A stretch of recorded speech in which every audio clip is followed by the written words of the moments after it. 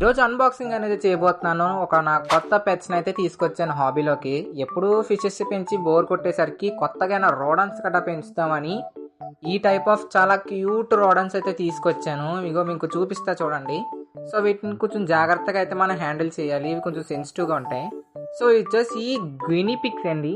వీటిని సౌత్ అమెరికాలో ఎక్కువగా పెంచడం కానీ ఇంకా వీటి మీద పరిశోధనలు అనేవి చేస్తూ ఉంటారు. సో మన సైడ్ ఇవి కొత్తగా అయితే వచ్చినాయన్నమాట.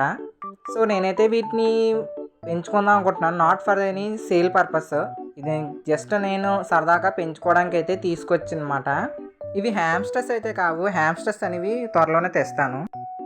సో వచ్చేసి గినీ పిగ్స్ అండి. హ్యామ్స్టర్స్ అనుకుంటారు అందరూ కూడా. వీటికి ఒక యూనిక్ స్పెషాలిటీ అనేది ఉంటుంది. అది నేను వీడియోలో అయితే చూపిస్తాను. దాన్ని అయితే ఖచ్చితంగా చూడండి. ఇంకా వీటి యొక్క ప్రైస్ డీటెయిల్స్ అని చెప్పాను. వీటి కేరింగ్ గైడెన్స్ అనేది వేరే వీడియోలో చెప్తా.